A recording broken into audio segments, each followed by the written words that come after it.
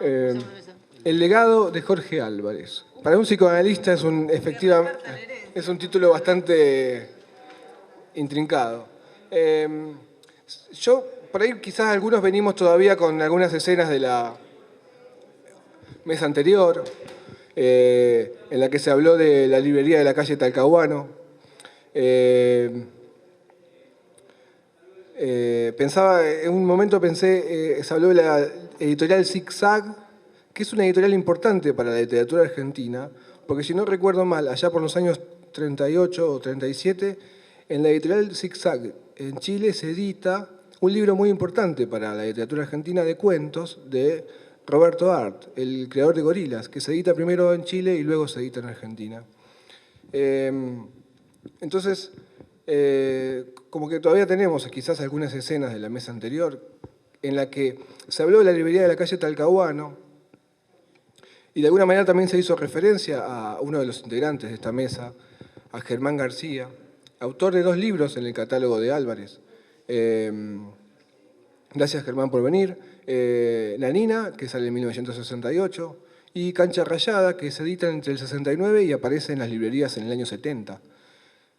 Que quizás nos pueda contar algo de la librería de la calle Talcahuano. Bueno, también estaba con nosotros María Pía López, escritora, crítica, actualmente directora del Museo de la Lengua. Y también contamos en esta mesa con Guillermo David, bueno, curador de la exposición. Bueno, básicamente la idea sería como pensar quizás los rastros que nos llegan desde aquellos años 60 y si esos rastros tienen que ver efectivamente con un legado de Álvarez. Efectivamente es Álvarez alguien que no ha procurado dejar un legado o al menos una herencia material efectiva. Sus bibliotecas se han dispersado a lo largo del tiempo, el exilio hizo su trabajo. Efectivamente el paso del tiempo hizo otra parte del trabajo y había dejado una parte de su biblioteca a Javier Torre, el hijo de Torre Nilsson, y había dejado, hoy contaba Ronald Shakespeare que estaba intentando reconstruir aquella zona de libros de la editorial Jorge Álvarez que él tiene en su poder. Efectivamente estamos en presencia entonces de un legado que quizás exista, no tanto en términos materiales, sino más bien en términos simbólicos. Efectivamente en términos materiales, tal como intentamos hacerlo con esta muestra. Y bueno, la idea sería pensar algunas de esas cosas.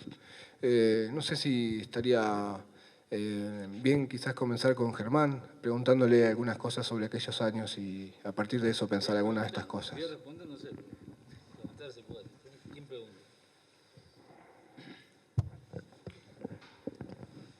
No, quizás pensar, por un lado, una aclaración previa. Germán iba a estar en la mesa de ayer, se titulaba El Factor Álvarez, y donde se procuraba pensar problemas de literatura que efectivamente cambiaron a partir de la irrupción en la edición, a partir de la intervención que hace Álvarez. De qué manera había cambiado la narrativa de la literatura, y si era o no Álvarez un factor determinante en esos cambios. Iba a estar con Jorge Laforgue. Bueno, efectivamente hoy está con nosotros Germán. Quizás podríamos retomar la charla a partir de esa instancia y si no directamente comenzar a partir de la experiencia de tu participación en aquellos años. Tu primera novela sale efectivamente por el sello de Álvarez. Bueno, buenas tardes. Para mí siempre me gustó pensar en términos de polos, redes, etcétera, ¿no? Entonces, cuando vos decís la librería de la calle Talcahuano, yo veo una zona, no la librería esa. Es decir, el Café El Colombiano, que estaba ahí, otras librerías que rodeaban la librería de Álvarez, la plaza, ¿no? La Santa Rita, un lugar que estaba al lado, que íbamos a comer. Es decir, que se creaba un circuito de circulación, como había otro circuito que era el que estaba en torno a Litera, que desplazaba y dejaba lateralizado un circuito previo que había sido de la Facultad de Filosofía y Letras, en la calle Beamonte, el Coto y todo eso. Entonces, me parece que esas configuraciones estimulan y sostienen más de lo que uno cree, porque crean una circulación liminal en torno a eso. La gente se empieza a citar en los cafés cercanos, o la librería misma es un punto de encuentro y circulación de personas. Recién estaba por acá García Lupo, yo me acuerdo que vuelta a vuelta pasaba Jaureche y decía, ¿dónde anda el pájaro? El pajarito García Lupo, ¿no? Y están en Santa Rita, bueno, todavía iba a Santa Rita. Entonces, y había mesas, vamos a decir, más que ideológicas, discursivas. Porque, por ejemplo, seguramente García Lupo y Jaureche hablaban de la política y todas esas cosas, y nosotros estábamos discutiendo sobre el estructuralismo y yo qué sé, el cero y la sutura, no me acuerdo qué delirio andábamos. Entonces, quiere decir que también se ordenaban como su conjunto de discursos en torno a eso, ¿no? Hace poco hablaba con una gente en un lugar y yo le decía, bueno, éramos gente muy civilizada, a pesar de que no lo pareciera, porque había gente que, digamos, no tenía que ver entre sí, sino que confluía en el mismo lugar. Entonces y había una especie de pacto tácito, que todo eso iba para un lugar. Ahora, ¿para dónde iba? Yo cuando trato de pensar esa época, pues yo me crié por esa zona, yo pienso digamos, en lo estrictamente editorial, que una hegemonía de muchas décadas, que podemos nombrar emblemáticamente MC, Sudamericana, etcétera, se empieza un poco a romper con todos estos emprendimientos, ¿no? Empieza como a quitarse el eje, es decir, que había libros que hubieran caído por sí mismos en esas editoriales y que no cayeron en eso. Incluso se podía tomar como sintomáticamente el malentendido de la traición de Rita Hayworth, que iba a salir en Sudamericana, que no sé quién dijo no sé qué, que entonces no la quería publicar y que Jorge, creo, no conozco bien los detalles, bueno, se hizo cargo. De manera que eso se podía tomar casi como ese punto de pasaje de una especie de sensibilidad a la otra, ¿no? Y había un término muy olvidado en estas discusiones, lo veía sobre todo en la introducción que hace él, que es la expresión nueva izquierda. Porque si ustedes toman el libro de Gilbert ese sobre la Fede y toman el índice onomástico, van a ver la cantidad de nombres que se desparramaron de la ruptura del PC por toda esa nueva sensibilidad cultural. Uno puede decir, por ejemplo, que revistas como La Rosa Blindada, que también estaba seguida de una editorial de poesía, los emprendimientos de Centro Editor de América Latina, es decir, poner el Museo de Novela Eterna en una edición, digamos, decente, buena, ponerla en los kioscos, 80.000, 100.000 ejemplares, al alcance de cualquiera, era una especie de fenómeno desopilante. Y eso ocurrió ahí con esa editorial. Y no se podría decir que podría haber las rivalidades que hay siempre en cualquier cosa que se hace, pero digamos que uno podía, si podía, tenía la ocasión, publicar en Álvarez, y si no tenía ocasión ahí, podía ser que pudiera publicar en el Centro Editor. Eso era como, configuraban una red de alguna manera, con distintas cosas. Y yo creo, aunque no me parezca, yo no lo conozco mucho Álvarez, lo conozco de verlo, pero no conozco, digamos, su manera de trabajar, más allá de verlo trabajar en algunos momentos. Pero yo creo que él tenía esa capacidad de recibir, receptar cosas. Entonces se acercó gente que tenía talento para eso. Entonces, pienso yo, que él estará de acuerdo, que Pidi Lugones fue una persona que tuvo así una chispa para pescar una serie de cosas y de sensibilidades. Y tener, digamos, a Rodolfo Walsh ahí, que podía ser asesor, etcétera, era un lujo realmente, ¿no? Y él podía tomar esas distintas cosas. Hasta era muy difícil saber si Álvarez era de tal o cual línea política estrictamente, porque también salió en la revista de la izquierda norteamericana, y esa que hacía Uberman y otros más. Salían los italianos, bueno, ahora está el catálogo hoy que se puede ver, los tipos del cine italiano y de revista italiana, de la izquierda italiana, la gente de Mau Mau y eso. Y después, digamos, a nivel del despliegue interno, es una red muy compleja. Y si cualquier estudioso se tomase el trabajo, nada más que de deletrear los nombres y los títulos y averiguar qué configuran todos esos nombres y títulos, se va a ver que es más complicada la red que decir esto, ¿no? Entonces, me resulta trabajoso en hablar. En cuanto a mi experiencia personal, yo andaba por ahí, recuerdo lo que recuerdo, siempre esa cosa uno la fabrica míticamente, pero yo voy a decir lo que recuerdo. Que Bernardo Cordon, que yo veía en una librería que yo estaba, había sacado un libro. Y yo, que era bastante, en fin, poco diplomático, charlando, digo, pero usted, digo, es demasiado realista, digo, todas esas cosas, Cordon. Y empecé a decirle, ¿no? Entonces, Cordon se dio risa, Cordon era un tipo muy mundano. Entonces, bueno, y entonces me preguntó si yo escribía. Y le dije, yo había hecho una novela, que era esto, de Nanina. Entonces Córdoba me la pidió, y claro, yo después me piqué enseguida, porque el otro era un escritor, no era nadie. Bueno. Y no volvía, digo, bueno, este viejo me había tirado eso al diablo. Bueno. Entonces, como a los 15 días, como si nada, me dijo, la dejé en Álvarez, por ahí lo llaman, bueno, no sé quién se la entregó en particular. Y entonces, a partir de ahí, yo entré en contacto con la editorial, y recuerdo que sacó una nota, Walsh, en Primera Plana, que es sobre nueva narrativa, algo así, el nombre de la colección, donde estaba Piglia, un tal Ricardo Frete, que sacó un libro llamado Los Parientes, estaba Piglia, Aníbal Ford y yo, eran los 4 que estábamos ahí. Y bueno, después me puse en contacto con Pío Lugone, que fue quien hizo una muy buena campaña, hay que decir la verdad, la manera en que la armó, etcétera. No estamos hablando de marketing, pero fue muy formidable. Digamos, que creo que gran parte del punch de la entrada del libro fue ese. Eso es más o menos lo que yo me acuerdo. Y al final, digamos, bueno, final que llegó bastante rápido después, yo estuve trabajando un tiempo, digamos, ahí en la librería. No sé qué, si ha habido alguien, yo estaba ahí, que bueno, yo no trabajaba en ese momento. Entonces tuve un tiempo ahí en la librería y por ahí leía que alguien habla de mi descubrimiento de Lacan. Pero mi descubrimiento de Lacan, quiero aclarar, viene de Mazota, no viene de Pirilugone.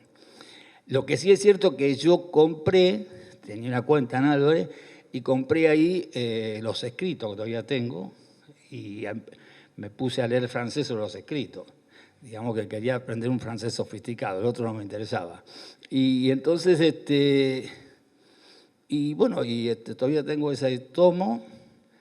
Y después, antes, Mazzotta había editado en Álvarez, creo que en el año 65, su primer libro, que él editó muy tarde, tenía 35 años, que se llamaba Sexo y Traición Roberto Ar. Yo fui a estudiar con él, pero fui a estudiar después de la publicación de La Nina, porque no me gustaba el lugar donde me querían poner, me querían hacer un poco de una cosa que bueno, en fin. Quiero decir, el buen salvaje, todas esas cosas no estaba con mi sensibilidad, porque yo tenía una manera salvaje de leer, pero era más bien un buen lector que un buen salvaje. Entonces, digo, voy a estudiar esto de la crítica literaria, como todo el mundo hablaba, y a mí yo no estaba de acuerdo con lo que decían, digo, voy a estudiar eso. Entonces Mazzotta enseñaba lingüística, y me vino bien porque me ordenó lecturas, bueno, sabemos cuál es el canon de aquel momento, ¿no?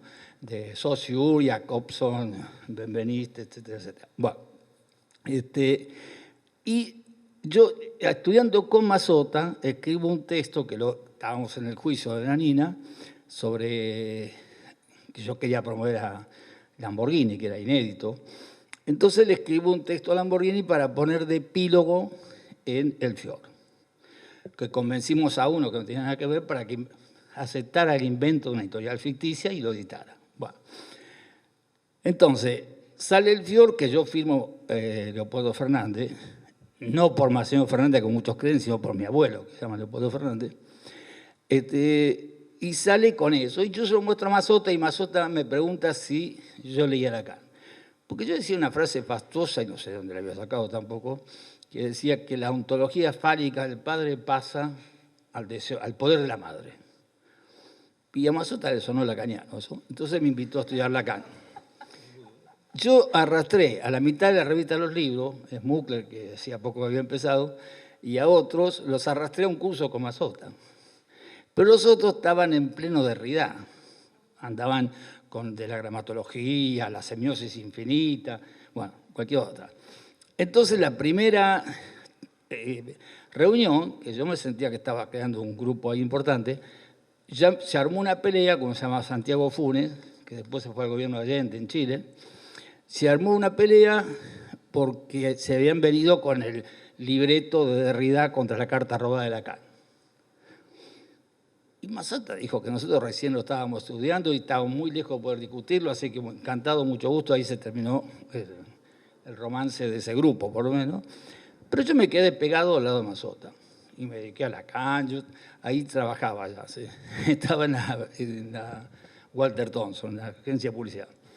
Entonces me quedé ahí con Mazota y me metí a estudiar con él también Freud, y bueno, ya seguí con esa cuestión. Obviamente eso me alejó de, vamos a llamarle de alguna manera más o menos no ofensiva, de la sensibilidad literaria, que a mí me pareció menos interesante. Y entonces me copé con todas esas cosas y bueno, todavía no logré salir. Y no creo que me salga ya. La segunda que yo saqué es Cancha Rayada. Cancha Rayada no es un hombre inocente, yo hice, es una novela muy deliberada. Y si ustedes quieren, política en el sentido que no se usa decir política en este país. Es un chico que descubre, no sé si en tercer grado o cuarto, que la derrota es de Cancha Rayada. Entonces el tipo dice, bueno, pero entonces la certeza que este tenía de que si él estaba con los buenos por oportunista, porque si estaba con los buenos iba a ganar. Dice, bueno, pero los buenos también pierden.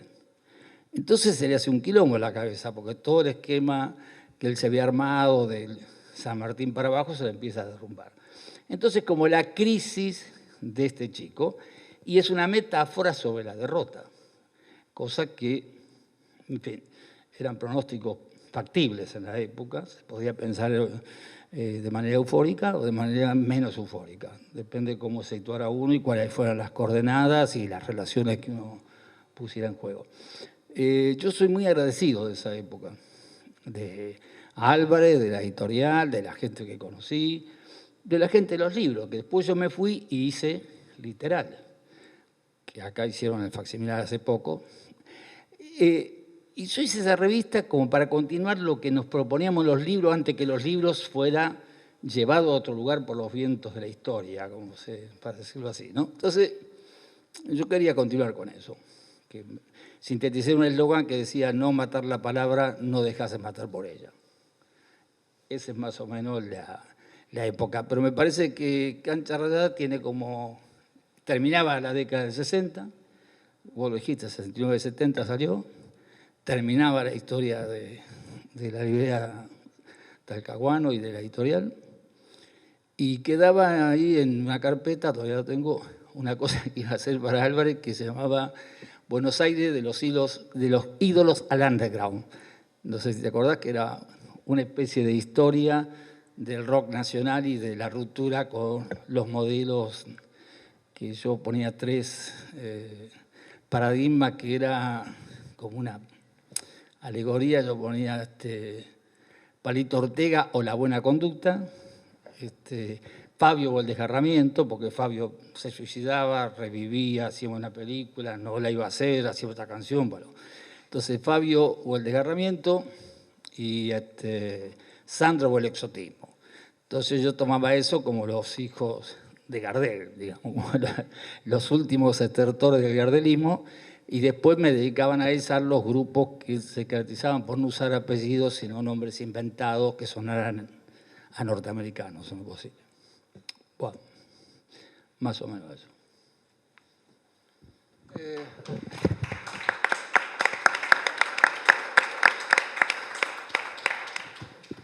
Sí, bueno, quizás no sea casual finalmente la presencia de Germán en el día de hoy, porque si pensamos en el legado de Álvarez, desde el punto de vista literario, básicamente, quizás e intelectual en sentido más amplio, quizás debiéramos pensar también que la editorial Jorge Álvarez cierra sus puertas en los años, a principios, fines de los 60, a principios de los 70.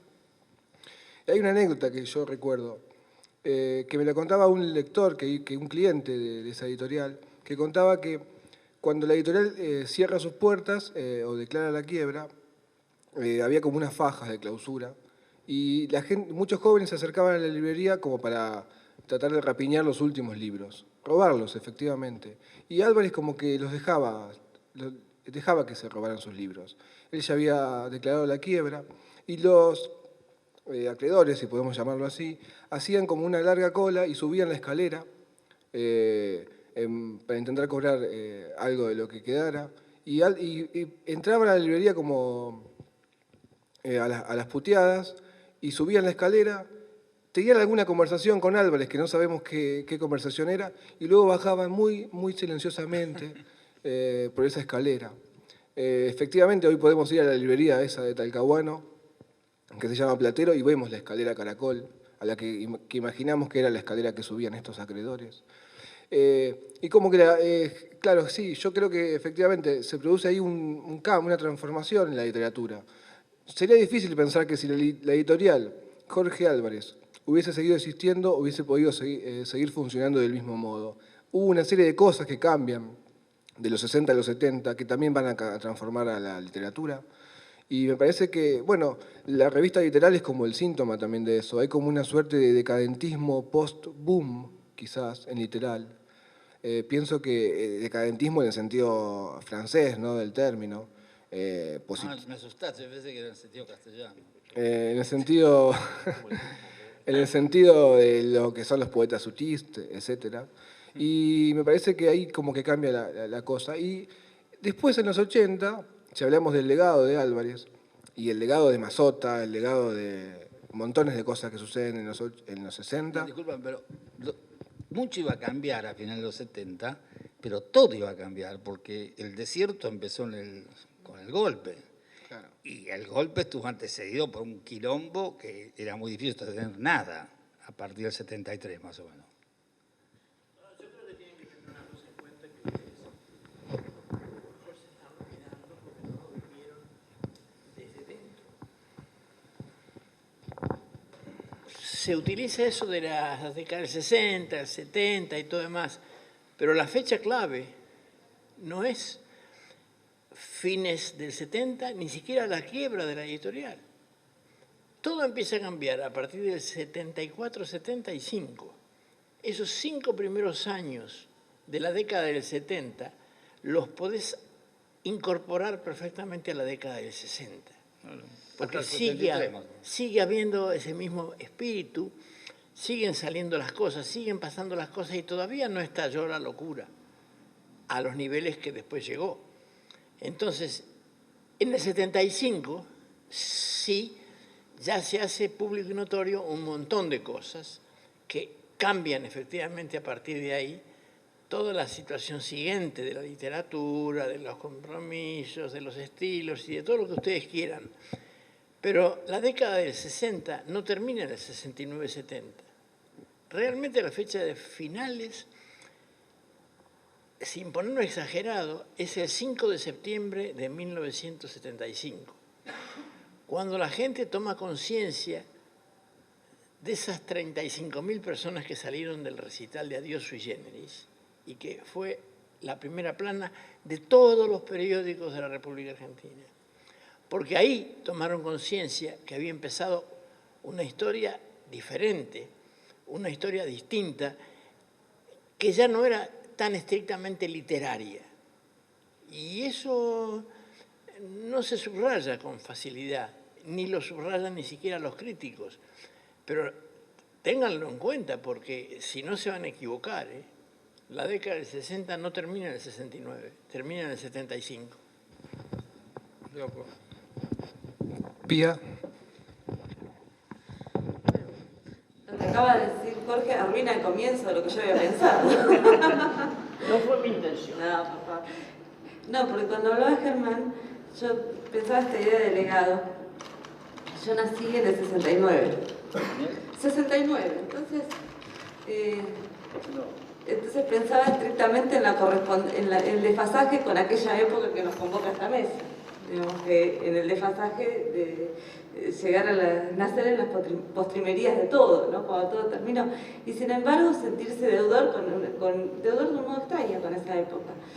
Cuando se inauguró esta muestra, Jorge dijo algo que me pareció muy interesante, que era: no tengo ningún libro ni ningún disco de los que edité, porque lo que querría es tener la posibilidad de volver a editar un disco, volver a editar un libro, ¿no? Dijo esa frase, pero por suerte no es necesario que Jorge tenga los libros o los discos. Lo que sí es interesante es que esos libros y esos discos circularon y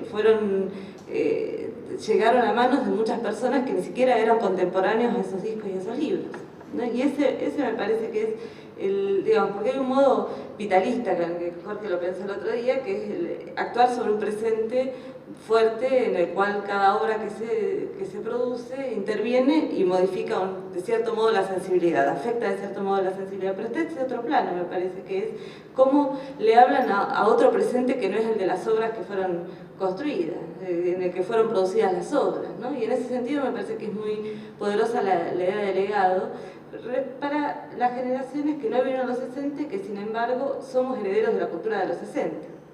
Que eso habla mal de nuestra generación, en el sentido de quizás no tener las fuerzas creativas necesarias para haber producido otras cosas menos herederas del momento anterior, pero al mismo tiempo muestra todavía la fuerza que tuvieron esos proyectos, esas ideas, y también las fábulas que le corresponden a los 60. En ese sentido, yo pensaba, decía la fecha de nacimiento por esto, porque decía, ¿cuál fue mi impresión en relación a esos libros, ¿no? A los libros que editó Jorge Álvarez? Yo diría, lo pondría en relación a otra editorial, que para mí fue igual de fundamental a la hora de pensar la formación de esas bibliotecas que uno arma con las librerías de usados, ¿no? De las bibliotecas que uno arma no solo con su contemporaneidad, sino con lo que va encontrando, sacando de las librerías de usados, también de Platero, digamos, que también del sótano de Platero y de todas esas librerías en las que se va trajinando un modo de relacionarse con el pasado y con las obras producidas. Bueno, yo decía, a mí pensaba que Jorge Álvarez y el Centro Editor de América Latina, en mi biblioteca personal, fueron las dos editoriales absolutamente fundamentales. Es decir, el Centro Editor y Jorge Álvarez, y pensando en qué fue componiendo los libros que estuvieron allí en los momentos necesarios y que de algún modo condicionaron la lectura también de los libros contemporáneos. Y esas dos editoriales tienen fíjate qué significado, qué nombres tan inversos tienen, ¿no? Desde la idea de un centro editor de América Latina, ¿no? de la totalización puesta en juego en ese nombre, en el proyecto Spivakov, y la singularidad con la que se pone el nombre de Jorge Álvarez como proyecto editorial, ¿no? De Jorge decía el otro día también la incomodidad que le parecía estar en un ámbito donde dijéramos todo el tiempo Jorge Álvarez, que es una situación insoportable cuando uno porta el nombre que corresponde a eso, pero sin embargo bajo ese nombre fue hecho un proyecto que ¿Por qué era lacaniana? Entonces, entendía la singularidad. Y Spivakov. Y Spivakov que... Spivakov le daba eso de lo que había sido Fondo Cultura, claro, de la idea de una acentuación latinoamericana, etc. Incluso Eudeva, ¿no? Como claro, la marca institucional, ¿no? Claro. Además, ahora se llama Centro Editor de América Latina. El que salió a corretear América Latina fui yo. Él sacaba libros argentinos. Y yo correteaba Latinoamérica encontrando a la hojarasca. Claro, buscando autores. Vargas Llosa, Los Jefes, son los libros que habían empezado la historia de la literatura latinoamericana. Esa Marima. Claro, pero eso es interesante también, pensando en lo que fue después la industria editorial argentina, la impresión de que ahí había una presencia de América Latina en los años 60 que era muy superior y muy diferente a lo que hubo en las décadas posteriores, digamos. En ese sentido, los años 60 son esos años donde hay distintas cosas que me parece, cuando pensaba esto del legado, distintas herencias que tenemos. Yo creo que heredamos un modo de pensar el peronismo de los 60, un modo de revisar el peronismo, un modo, y que haya sido de esta editorial que se está haciendo la muestra, que haya sido Cabecita Negra, un libro publicado allí, me parece muy fundamental, en el sentido que lo que hizo Rosselmayer allí, como modo de pensar, qué era el peronismo, qué tipo de afectación había producido sobre la sociabilidad y también qué tipo de afectación había producido para la generación del antiperonismo y que eso constituyera una interesante obra literaria, me parece que nos constituye también en herederos de ese aspecto, ¿no? De una tramitación del peronismo que hacía una diferencia con respecto a los años anteriores. Sí, señor. Quiero hacerte una aclaración que es importante y complementaria. Como dicen los españoles, un inciso. Bueno, un inciso y después paso por la... No, le quería marcar a Pía que ese encuentro cultural latinoamericano ocurre a latidos de mucho tiempo, no es una historia lineal. O sea que no hay que olvidarse, por ejemplo, que la revista Martín Fierro, en la época de Borges y toda la compañía, tenían relaciones con los de Perú, de Mariátegui, con los cubanos de Piñera, todos esos, y se conocían todos. Y bueno, hay momentos que se encuentran y momentos que se encuentran, porque también hay rivalidades, no vamos a hacer ahora la samba de la hermandad latinoamericana. Hay rivalidades, cada uno quiere dirigir al otro. Acá cantábamos de jóvenes, no yo, pero se cantaba cuando éramos jóvenes. Campo era presidente de la República Argentina, Perón emperador de América Latina, no era un buen eslogan para que te quisieran de amigo. Sí, yo lo he escuchado en muchas calles y por mucha gente, lo que pasa es que la gente se va olvidando lo que quiere. De todos modos, yo lo que quiero es contar una anécdota, porque esta historia de escribir hay que mirar un profundo respeto, obviamente. Yo he decidido también escribir mis memorias, ¿por qué no? No soy escritor, no pretendo serlo, pero por lo menos voy a tratar de reproducir la manera, contar de la manera que hablo, ¿no? Y yo estaba en un coche Mercedes-Benz negro yendo a Puerta de Hierro y pensando cómo iba a iniciar mi diálogo con Perón, a quien iba a visitar. Y entonces yo no sabía, intentaba en voz alta hacerme a la idea de cómo podía empezar la conversación. Y no me salía ninguna que me gustara.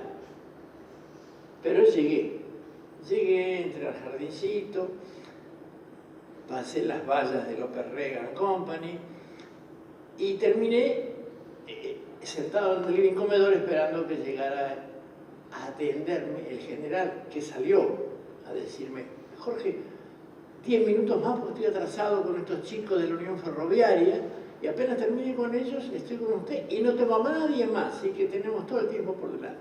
Quédese tranquilo. Ok. Salieron estos chicos de la Unión Ferroviaria. Perón, que es un hábil político. Jorge Álvarez lo conocerán, estaba pasando su tanda publicitaria, ¿no? Para que todos supieran que estaba yo ahí, ¿no? Y llegó un momento que me senté, que era la tuya también. Claro, era la mía. Me senté y digo, general, mire, yo antes que usted me diga nada, quiero explicarle un par de cosas. Yo he sido antiperonista toda mi vida, casi gorila, si se puede decir. No sé por qué. Yo el 23 de septiembre fue, sí, el 23 de septiembre estaba en la Plaza de Mayo gritando ¡Viva Cristo Rey! Imagínense si estaré confundido. Era la explosión de lo de Lonardi. El grado de confusión que yo podía tener para que hoy se lo tenga que contar a usted y pedirle disculpas. Porque realmente yo no tenía nada que ver ni con la iglesia, que me había bautizado en el 45 y no había vuelto nunca más, ni quería saber nada con la iglesia, pero yo estaba gritando ¡Viva Cristo Rey! Y me dice, se rió, y me dice: Jorge, la mitad de la gente que viene acá, más la otra mitad de la gente que no me lo dice, ha pasado por la misma situación que usted. Así que no se preocupe, yo ya sé que han sido antiperonistas siempre, y que ahora están dándose cuenta de que hay que dar alguna voltereta para ser antiperonista tan fanáticamente como usted lo era. Digo, bueno, me alegro que me comprendan, pero eso que dice ella de la situación del peronismo, ¿es verdad? ¿Es verdad? ¿Y por qué lo fuiste a ver a Perón? ¿Y qué te parece? Mirá vos lo que estamos hablando. Estamos hablando de Perón. Yo también, pero quería saber por qué. En el 2012 estamos hablando de Perón. Perón ha sido una impronta en nuestra vida. Yo en el año 45 decía nazi-peronistas. Y ahora estaría confundido. Gorila como pocos. Y todavía seguimos hablando de Perón. Evidentemente ha sido el político más importante que hemos tenido en décadas y en siglos. Y no creo que tengamos otro más importante que él. Porque es el día de hoy que todavía seguimos hablando de Perón y yo me cruzo con europeos a los cuales tengo que explicarle que esta historia de que creen que somos latinoamericanos y que somos toda una unidad es una falsedad documental que ellos tienen. Porque nosotros no somos ninguna unidad latinoamericana. A nosotros nos interesa la Argentina. A los bolivianos, Bolivia. A Perú, los peruanos. Y a Colombia, los colombianos.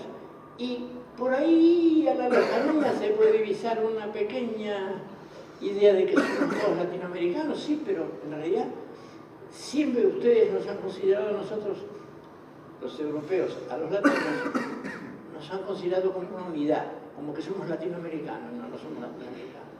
Es mentira. Somos argentinos, somos cubanos, somos peruanos, somos bolivianos. Si no, no se entendería nunca realmente por qué los europeos tienen la idea de que nosotros somos fascistas de nacimiento. Todos.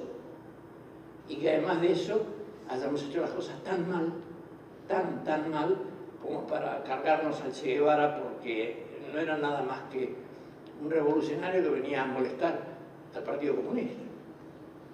Y esto es la realidad. Claro que nadie la dice porque es pesada. Asumir que nosotros hemos hecho todas las cosas mal, nosotros mismos, pero que nos han mirado con una mirada que no corresponde a la realidad, porque nosotros realmente no hemos sido latinoamericanos nunca. Y los argentinos especialmente, menos que nadie. Eso es lo que pienso. Guillermo. No, para que lo terminé. Perdón. No, quería decir otra cosa más. La nena tiene que ver. Por favor. Habla. Pero además, escúchame, nací el 17 de octubre de 69, Germán. Es un tema muy caro para mí. Lo que quería decir, un error que cometí ayer buscando libros de Jorge Álvarez en la biblioteca de mi casa, porque había visto la muestra acá y había un libro que estaba segura que había sido editado y que no estaba acá. Entonces, cuando lo encontré, me di cuenta que esa confusión obedecía a que el libro podría haber sido editado por Jorge Álvarez. Y ahora cuando Germán contaba esto, el libro frustrado, es por eso, porque el libro es un libro de la Flor que se llama Buenos Aires de la Fundación a la Angustia, y que tiene la misma lógica, el mismo formato que las crónicas que sí editaba Jorge Álvarez. Y recordaba ese libro, estaba buscando ese libro, convencida que lo había editado esta editorial, porque es un libro donde hay un cuento de David Viñas, que es un cuento extraordinario, me parece a mí, que se llama Sábado de Gloria, en la capital socialista de América Latina. Es un texto creo que del 68, 67, 68, donde es una fuertísima parodia del discurso de las izquierdas, dramática parodia del discurso de las izquierdas, pero está puesto con una extrema maestría literaria, con un humor negro eximio. Y siempre pensaba que había sido editado por Jorge Álvarez antes de confirmar que me había equivocado, porque me parecía un texto, lo habías editado vos en De la Flor. De la Flor era mía. Bueno, acá así no se puede con testigos. Uno tiene que tener la libertad de hablar de la gente sin su presencia. Claro, pero ¿cómo no va a agarrar un libro de la Flor y le va a parecer que es un libro de Jorge Álvarez? Y de la Flor la hice yo. La fundé yo para hacerme la competencia porque estaba harto de que nadie me hiciera la competencia. Entonces, para hacerme la competencia, me inventé una editorial que se la di a dirigir a mi amigo, el abogado Daniel Divino. Pero el dueño era yo. Y editaba lo mismo que vos, porque ese es el tema. Ese libro era un libro de crónicas de Jorge Álvarez. Digo, la misma lógica, ¿no? ¿Se acuerdan las crónicas de sexo, las crónicas distintas que aparecen y aparecen? Claro. Sí, sí, porque yo no puse a Pili a trabajar. Porque se parece muchísimo el tipo de construcción que tiene uno y el otro, y está ese cuento de David que si tienen, lo tienen a mano, y hoy recién me fijé, está en internet digitalizado ese, es un cuento muy interesante para pensar los 60, porque están todos esos temas, está el desgarro, está la tragedia, pero está fundamentalmente la idea de la utopía socialista realizada finalmente en Buenos Aires, pero realizada finalmente en Buenos Aires como ilusión. Entonces, lo pensaba también para pensar qué tipo de ese vínculo mítico que tenemos con los 60, los que no estuvimos a los 60, que quizás corresponde también al vínculo, al grado de fábula que tuvieron los que sí estuvieron en los 60. Pero para los que no estuvimos, los 60 son también ese momento de la capital de la vanguardia latinoamericana, la capital de Buenos Aires como la capital de las redes intelectuales, culturales y los laboratorios, como los 20, digamos. Los 20 y los 60 como el momento en que hay un grado de invención muy profunda. Pero eso, también estaba la tragedia dentro de eso. También estaba lo sórdido dentro de eso. También, digo, hay algo que en el modo en que nosotros nos vinculamos a los 60, que es finalmente pensarlo como si fuera algo en el que todo estaba dispuesto para la gloria, sin percibir hasta qué punto también había basas dispuestas para la tragedia, ¿no? En ese sentido me parece que sería interesante releer, así como digo, pensar esos 60 desde Cabecita Negra hasta Sábado de Gloria, la capital socialista de América Latina, ¿no? Para pensar esas tensiones en las que la literatura se va pensando, generando una reflexión sobre las condiciones de la política y la vida social en ese momento, ¿no? Entonces, ese error, que ahora veo que no es tan error, me permitía pensar eso como algo que también se percibe cuando uno lee los textos de Walsh del momento, ¿no? Como hay un saber que está aun cuando no pueda ser del todo explícito, del todo tematizado, del todo dicho, ¿no? Que es el saber de esos hilos que están tensando la época en un sentido que no es el que nos ilusionamos con que fuera, ¿no? Mira, siempre actuamos con las hormigas que hacen un caminito en la gamilla, porque yo digo, por empezar, por ejemplo, vos que estás en España, los europeos piensan por siglo. Dicen, la modernidad del siglo XVIII, ¿viste? Eso vos tenés que acomodar la cabeza. Mientras que el libreto de los 10 años es norteamericano. ¿Entendés? Sí, que después son 5 años, es decir, es norteamericano porque hay una aceleración basada en otras cosas, como los mercados, las cosas, donde hay que acelerar y hay que convencer a la gente que lo que se usó en los 90 no se usa más en el 91, para volverlo a usar al final del 91 para el año siguiente. Entonces, el juego retro, en todo, en las ideas, en los packaging, en los productos, exceptuando los que la técnica va modificando, como los celulares, ese tipo de cosas, pero es un juego retro constante y se piensa por década, porque quieren dejar rápidamente afuera a la vieja Europa polillada, etcétera, etcétera. Es todo una ideología. Y nosotros, que no tenemos a quién comentar, nos colgamos a cualquiera. Nos colgamos de esa porque yo qué sé. Nos podemos colgar de la otra. Entonces decir, bueno, a ver, pensemos 100 años hasta los 60, 1860, 1960, y te da otra cosa. El tema de la duración, que está estudiado, ¿no? No sé por qué poner esa duración. Me parece bien lo que planteó. Yo personalmente no percibí hasta la renuncia de Cámpora y ahí que se empezaron a quebrar una serie de cosas, no percibía como él, que si bien la cosa estaba más caldeada, había una continuidad. Los actores eran los mismos, los personajes se iban reconociendo, estaban en lugares, etcétera, etcétera. A partir de esa fecha ya no fue tan así, ¿no? La famosa primavera camporista, como se decía en el momento. Entonces yo creo que en eso estoy de acuerdo con él, que no se puede poner... Una vez me invitaron a hablar de los dorados 60. Yo dije, ¿dorado para quién? Para nosotros no. Porque no vamos a creer ahora que nosotros éramos franceses o norteamericanos. ¿Dónde están los dorados 60 argentinos? La mitad de los 60 fue Hungría. No sé. Prohibición, ¿eh? Vos sabés, ahí Nanina no fue prohibida Nanina solo, fue prohibido todo. Bomarzo, la ópera de Mujica Lainez, fue prohibida, no sé por qué solo no han prohibido. Yo qué sé, y arrasaron con todo ese año. Henry Miller, no me acuerdo, 20, 30 títulos de literatura.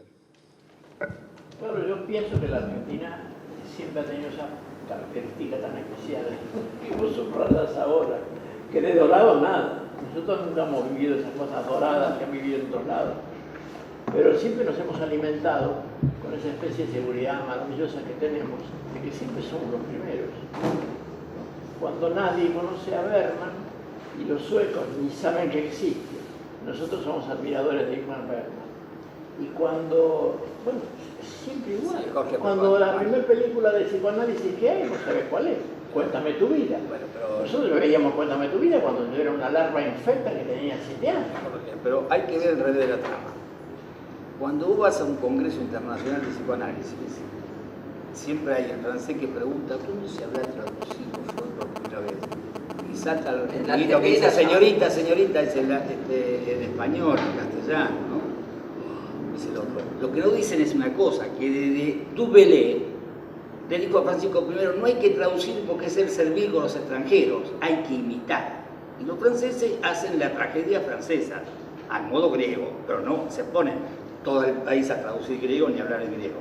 Se pondrán los especialistas en el tema, obviamente. Entonces, en un lugar la academia con sus temas de tal, y en otro lugar la sociedad.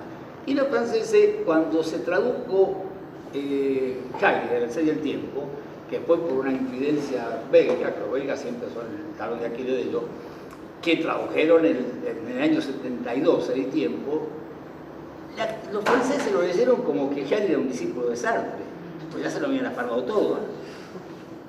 Lo mismo, hasta que Lacan no hizo una versión francesa de Freud, Freud no entró a Francia, porque lo consideraban un ladrón de las ideas de Charcot y del otro personaje con el cual estudió Freud 6 meses cuando era joven. Bueno, quiero decirte, ahí las rivalidades nacionales entre ellos y todo eso juegan un papel muy fuerte. Entonces, esa cultura nuestra, que es una cultura de recepción de cosas, como yo decía una vez, pero ¿por qué hacemos sustitución de importaciones? Ponemos galpones vacíos con máquinas y traductores de todas las lenguas que vayan reduciendo libros. Imaginando libros extranjeros, 500 páginas, hacemos de 50. Una especie de país Perú. Porque no hacemos que eso. Vos agarras un libro argentino, son todos citas de autores extranjeros. Agarras un libro extranjero, no hay ningún argentino. Esa es la verdad. Entonces yo ya no estoy orgulloso de ser el primer boludo que estuvo con Bergman, el primer comprador de cualquier cosa que se venda. No, yo no lo decía con orgullo. No, bueno. Simplemente lo subrayaba. No, está bien, pero yo digo que ahí hay una debilidad en esa supuesta... No, yo creo que está protegido nuestra manera de ser por la lejanía que estamos de los centros de poder y de los centros de donde nace la información. Siempre hemos necesitado saber más que los que lo hacen. Pero sin defender el proteccionismo peronista, durante los primeros gobiernos de Perón, el cine argentino, del teléfono blanco, con Laura Hidalgo y toda esa gente, competíamos con los norteamericanos y los mexicanos. Después del 55 no competimos con nadie. Se acabó la libertad, se acabó la joda. Hay libertad para traer cosas, pero no hay libertad para vender. No hay, vos estuviste ahí en España, los gallegos, en la canasta diplomática, como dicen, bueno, está bien, te traducimos un francés por, no, mejor dicho, 10 franceses por un gallego. No, pero negocian las traducciones, no es que cualquiera se pone a traducir y yo qué sé, y se hace defensor de Rancière, defensor de cualquier desdichado jubilado francés que tiene tiempo ni a dar conferencia por acá. Conozco ese mercado. Soy víctima y trato de ser socio. Bueno, buenas noches, me toca ser el último. Fui el primero, porque fui a quien le tocó en suerte la tarea de curar esta muestra. Me gusta la palabra curador, es una palabra en el curator, el encargado de las colecciones en los museos ingleses y norteamericanos, y fue ingresando en la lengua argentina hace unos 20 años. Pero me gusta más el doble sentido de la palabra curador, con el cual siempre está el chiste, vos que curás, sos curador que curás. Y me gusta esta idea de una cosa que dijo Shakespeare, que dijo, es difícil explicar el pasado cuando uno no estuvo ahí. Bueno, yo no estuve ahí. Nací en el 65. No estuve en ese pasado. Ese pasado, como dijo Pía, nos convoca, nos atraviesa. Estamos absolutamente impregnados por una memoria de la adolescencia de nuestros padres. Mi padre sí estuvo allí, mi madre también. Entre los teóricos del coleccionismo se dice que en realidad se empieza a coleccionar y a devenir materia coleccionable, la memorabilia, los objetos, los textos, las imágenes, las palabras, las obras de arte, que corresponden a la infancia de los propios padres. Efectivamente, en la experiencia ya de más de 20 años de curar muestras, muchas de historia, otras cosas, y en esta también, me encontré con el vacío público de los archivos referentes, en particular al rock nacional, pero también a la memoria, en este caso, de Jorge Álvarez, la editorial. Rápidamente, cuando me convoca Horacio, a raíz de la propuesta de Juan José, lo conocía Jorge, para hacer esta muestra, bueno, uno inmediatamente traza el mapa de los libros de Jorge Álvarez que leyó o que tiene en su biblioteca. Yo me jactaba de tener casi todos, error. Empecé a buscar con Cecilia Larsen, gran investigadora, a quien agradezco profundamente el trabajo impresionante de investigación que hizo en muy poco tiempo. Bueno, saltaba la falta cada 2 segundos. Mirá, este tipo además inventó el formato de la historieta en forma de libro, cosa que no existía en la literatura argentina. Quino editó Mafalda. Mafalda forma parte de nuestra educación sentimental, en las ediciones de La Flor. Bueno, las ediciones Mafalda están aquí.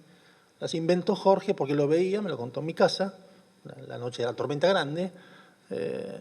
Lo veía el recortecito del diario Clarín en los escritorios de los empleados de los bancos. Entonces dijo, acá eso es marketing, ¿no? Acá hay un negocio. Y él le propuso a Quino hacer el libro, y ahí inventó el formato, que es un formato universal, de la historieta en libro. Editó La Mujer Sentada. Pude conseguir un solo ejemplar en todo Buenos Aires. Inventó Alezama Lima para el mercado argentino.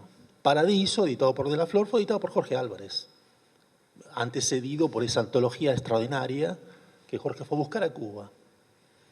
Inventó todo lo que inventó. Cuando empecé a recoger el hilo de las cosas que editó, los casi 300 libros que editó, con el temor, y cuando estábamos apurados por los tiempos, el temor de cerrar el catálogo, de que aparecieran como efectivamente sucedió. Hoy me acabo de enterar de la existencia de un libro que ni sabía Jorge que existía, que era Peligrosos a cualquier velocidad. Ese libro no lo tenemos, no está en el catálogo, lo declaro, error, no está en el catálogo, no está en la muestra, que fue un gran libro. Yo recuerdo haberlo visto ahora, cuando lo escuché a Pajarito decir, bueno, recuerdo haberlo visto alguna de esas librerías. Me gusta esa idea de las cosas que quedan afuera y de los archivos, estamos en la Biblioteca Nacional, los archivos incompletos, y de lo que se pierde en el transcurso de las propias vidas, de la vida de quienes nos antecedieron. Vos mismo contaste que fuiste dando tus libros, la escena que contó Juan de la librería quebrada y ya los podemos llamar amigos, porque yo hubiera hecho lo mismo, que fueron a rescatar los libros que quedaban. Me contó hace un ratito una persona que se fue, dice, yo era policía en el año 71. Así se presentó el hombre. Era policía en el año 71, me mandan a controlar el tránsito y viene Jorge Álvarez, pasa en rojo y lo detengo. El tipo vino a contar esa anécdota y se fue. Entonces, yo digo, bueno, ¿y qué pasó? Dice, bueno, me coimió. ¿Cómo? ¿Sabes qué hizo? Dice, se bajó del auto sin decir una palabra, me abrió el baúl, sacó una caja llena de libros y me dijo, pibe, esto es para vos. Ahora el tipo orgulloso me dice, ahora soy un militante. En ese momento, bueno, estaba en la policía. Pero digo, ahí entiendo primero por qué no se quedó con libros ni con nada. Pero además me parece interesante el gesto, con una cosa que he dicho muchas veces, pero que el gesto de construir desacralizar el libro, construir un catálogo editorial formidable,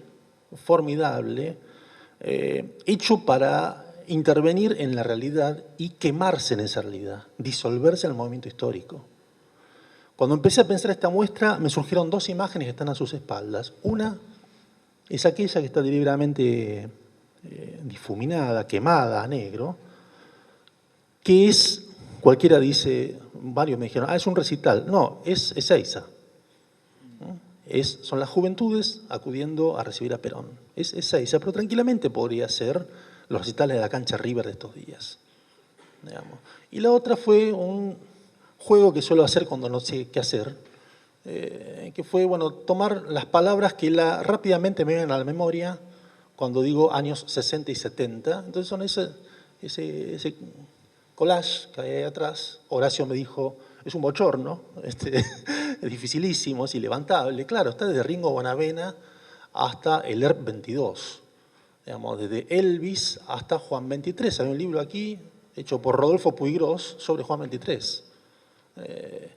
Desde Agustín Tosco hasta Cassius Clay o el grupo Praxis. Alcanzo a ver la Internacional Posadista, aquel que creía que venían los platos voladores en la Revolución. La matanza de Tlatelolco. Los años 60, que no vivimos, que empezamos a coleccionar como palabras sueltas, para mí, en primer lugar, son palabras sueltas que nos constituyen como personas. Yo vivía en Bahía Blanca, tenía en la dictadura, empecé a comprar libros, 13, 14 años, me iba caminando al colegio para con esos pesitos comprar libros. Y aparecían los libros de Jorge Álvarez, por 2 mangos. Por 2 mangos. Libros de las tradiciones marxistas, de las tradiciones populistas, libros de la literatura. Ahí entendí lo que era la lengua coloquial argentina. Ya había leído El juguete rabioso, pero empezaron a aparecer los libros, que te lo dije, Jorge, el primer día que hablamos. Me tomé el trabajo en estos meses de leer la mayor cantidad de libros, particularmente de literatura que publicaste. Entonces, desde Germán García hasta Rosenmacher, Ricardo Piglia, Bernardo Cordon, tienen el único denominador común que encontré, además de la época, los nombres, prescindiendo de eso, como si fuera un extraterrestre que cae y mira eso, digo, acá hay una lengua oral muy específica de los hijos del peronismo clásico. Son los pibes que eran pibes cuando la década peronista histórica, que empiezan a ingresar esa lengua en la literatura argentina. No es un rol menor haber sido el que detectó, olfateó, como dijo Ronald, y le dio entidad a eso en la literatura argentina. Para mí, además de todo lo que forma parte de la sensibilidad ideológica, cultural, política de las décadas siguientes, que es una obviedad lo que estoy diciendo, ese no es un dato menor, y me parece uno de los grandes legados, para tomar el título de esta mesa, que deja a la lengua argentina, a la literatura argentina, el trabajo editorial de Jorge. Leía eso y me saltaban los nombres como chispazos, y rápidamente veía y asociaba a las tapas hechas por Ronald, que no fueron un dato menor tampoco en la construcción de ese mercado que hizo Jorge. Pensaba en la pervivencia de esa materia crasa que son los libros, hechos para ser destruidos y para quedar en la memoria. Si a eso le sumamos nada más y nada menos que la invención del rock nacional, que es mi cultura en particular, de nuestra generación, de nuestros últimos 50 años, me parece que prácticamente podemos prescindir de la persona Jorge Álvarez para hablar de un gran momento de producción de la realidad. Jorge es alguien que produjo la realidad argentina en el último medio siglo. Es alguien que escapa a su propia persona. Por eso no tiene libros, por eso se quemó en el proceso histórico, porque se transformó en nuestras vidas, ¿no? Alguien dijo ayer, es Morris, decía, bueno, somos los hijos de... Yo ni siquiera lo plantearía en términos de relación filial, lo plantearía, bueno, saben que nos constituye sin saberlo. A mí nunca se me había ocurrido en mi vida, había imaginado, podía ser esta muestra. Sí, siempre pensé en los años 60, los años 50, el peronismo, todas esas cosas, las escribimos, pero al verlo como puesto todo en la misma serie, digo, ¿cómo puede ser que una persona absolutamente consciente de lo que estaba haciendo en cada momento histórico, pues es otro don que le dio la vida a Jorge, puede intervenir tanto en miles? Puedo nombrarte decenas de personas, centenas de personas que han hecho la misma experiencia en su educación sentimental, tanto en... Nosotros aprendimos a pensar en la dictadura, no había libros, era muy difícil de conseguir, circulaba mano en mano, con las letras de los discos y de la música del rock nacional, que dictaste vos, digamos... Sucio y desprolijo, era un himno a la transgresión, como dice como 2000 más, a la transgresión personal en relación a la voz de orden del pelo corto. Entonces, digo, me parece extraordinario la asistencia. Muchas veces pensamos los recortes de época, efectivamente, con redes, con epistemes, esas cosas más finas que se suelen decir en las facultades, pero después hay personas concretas que hacen las cosas.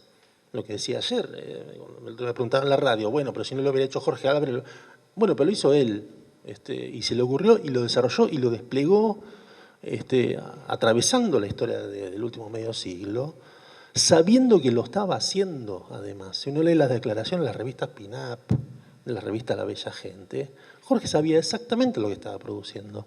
No es tampoco un actor inocente, como muchas veces pensamos la historia, bueno, lo hacen pero no lo saben, como dice Marx, ¿no? No, era muy consciente de lo que estaba haciendo. Estaba produciendo una ruptura, un cambio generacional, estaba inventando la juventud como mercado de consumo, pero sobre todo como actor histórico. Le estaba constituyendo el oído, la lengua. Digamos. A mí me sigue pareciendo impresionante. Sigo no pudiendo decir algo coherente sobre este fenómeno, porque me parece que no cierra nunca. Siempre nos falta un libro que aparece, que hizo Jorge, un disco que editó. Allá habíamos hablado del catálogo y le digo, che, pero nunca editaste tango. Ah, sí, yo grabé a Horacio Malavicino. Y ahora me lo decís. ¿No? Grabó a Paco y Lucía en los estudios Abbey Road. Digamos, porque hay muchas cosas que no están en la muestra porque no corresponden al periodo, digamos, tratado. Decidimos cerrarlo en la década del 70. Y también, y esto lo quería decir, tiene que ver con lo que venía diciendo Pía, también tenía la percepción, por eso la ambigüedad de esa imagen de multitudes, no saben qué son, de que había una tragedia en el fondo. Una tragedia personal y política y pública. Por eso tuve que marcar la diferencia. Cuando monté la muestra, cuando estaba diseñando la muestra, los colores pop, el diseño, la gráfica, la música, todo parecía con una especie de liviandad engañosa. Entonces me vi obligado a poner el anclaje histórico, que son esos dos series de fotos falsamente montados como si fueran una película de los años 70, donde lo pesado de la historia está. Hay una foto de jóvenes policías saludando a la avenida de Perón. Hay una foto de jóvenes enviados a matar gente en Tucumán. Hay fotos de desaparecidos, de quemas de libros, fotos de personas cacheadas por jóvenes de su misma edad. O sea, es la contracara de la juventud. Digamos que también, y que finalmente fue la que terminó predominando. Hace un par de horas, Miguel Grimberg dijo, bueno, nosotros imaginábamos el mundo de la felicidad, el mundo utópico, y fracasamos. Y no estoy de acuerdo con ese diagnóstico. Fracasamos porque hay muertos. Vos mismo dijiste, de esa lista de los títulos, hay 18, ese fue el nombre que te daste, 18 desaparecidos, de los títulos que publicaste. Prefiero no hacerlo, para que esto sea una fiesta. Efectivamente la fiesta está y es una fiesta. La conmemoración, la actualidad de la música, las palabras, la literatura, es algo para celebrar, pero los muertos están. Y nos faltan a todos, estamos en víspera de un nuevo aniversario del 24 de marzo y eso hay que decirlo. Ahora, ¿qué es lo que lega alguien a quién? Esas son las preguntas que yo traté de responderme al curar esta muestra, con la falaz intención de curar un pasado que, como todos sabemos, no admite cura, sí admite que abramos las preguntas por su presencia, no por su presente. Así que esto es más o menos lo que quería compartir hoy con ustedes, pero con vos en particular, Jorge.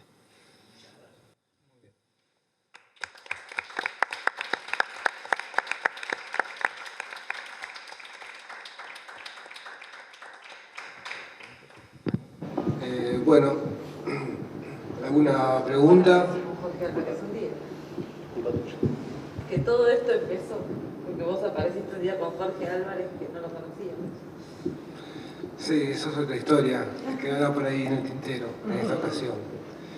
¿Alguna pregunta? ¿Alguna idea? No, yo lo único que quiero agregar una cosa que te contaba de los Macher. No hace falta, no se nota porque es muy cortita. Yo lo llamé al hijo de Germán hace unos días. Le dije, mira, yo no sé si voy a hacer la editorial de nuevo o no. Posiblemente sí.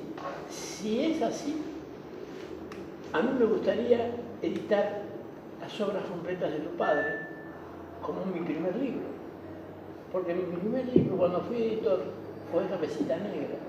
Entonces, ahora, si llego a ser editor de nuevo, me gustaría editar tus obras completas, que hables con tu mamá, que le cuentes, que le digas, que me rescaten todas las cosas que sean de Germán, porque yo tengo ganas de hacer una edición completa.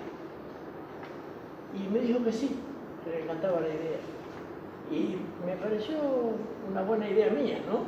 Es decir, esto se concreta. Bueno, pues hagamos de nuevo la editorial, pero empecemos con el primer libro, con Germán Rottenmeier, Cabecita Negra. Que además es curioso, yo, que era un gorila fanático, el libro ha sido Cabecita Negra, ¿no? Una broma.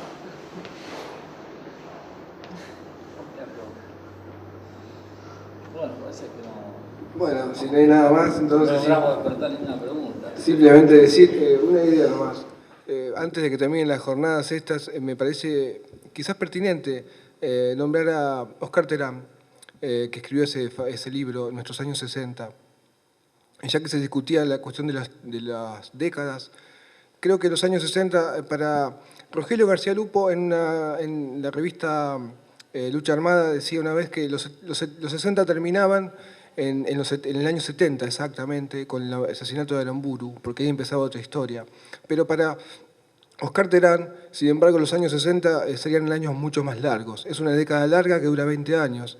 Va del golpe del 55 hasta el golpe del 76. O sea que efectivamente son los años 60, años que da para que dejan mucha tela para cortar.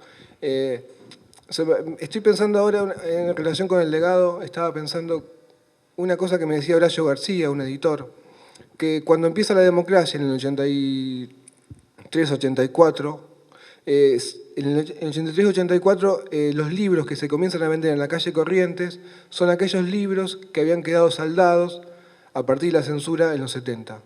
O sea que los primeros libros que se sacan a las vidrieras son los libros que habían quedado en los sótanos de la avenida Corrientes. Y se me ocurre que ahí también empieza un poco también a correr este legado, que quizás estemos todavía o no intentando digerir. Así que nada, simplemente bueno, agradecer entonces si les parece, son las 9 de la noche, casi de un día viernes, estamos acá como un grupo de locos, tratando de pensar los 60.